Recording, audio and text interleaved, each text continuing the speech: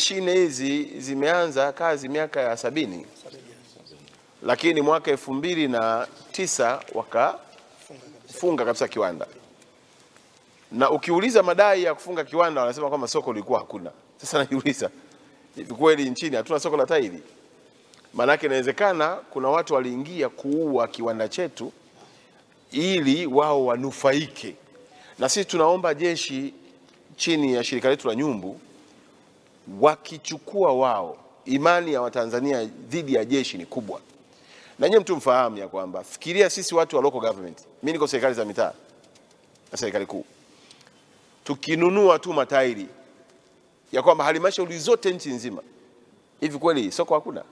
Tukitoka tu hapo kwenye vyombo vya ulinzi vyenyewe, yani jeshi la wananchi, polisi, magereza, uhamiaji, fire, wakisema bwana sikiliza, tuenda kununua matairi yaliyotengenezwa na ndugu zetu wa shirika la Nyumbu, hakuna soko.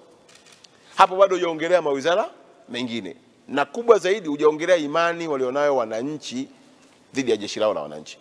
Kwa sababu wanajua chochote kitakachotoka kwenye kiwanda kilichotengenezwa na Nyumbu, kiwanda cha wanajeshi, ni bidhaa itakuwa ni bora zaidi na salama kwa matumizi yao, na kuondoka kwenye mambo ya ajali ambayo kuna wakati mwingine tunaletewa tairi zilisha expire kule, wanabadilisha tu watu namba, inabadilishwa namba, inaingia hapa, watu wanakufa barabarani. Lakini tukiwa na kiwanda cha kwetu wenyewe kinachozalisha tairi zetu, ni rahisi kuwa na usalama zaidi, lakini pia kukuza uchumi. Na sisi tuanze kuexport badala ya kuwa tuna import matairi ambayo uwezo tunao. Ukiangalia mpira unalimwa hapa hapa Tanzania.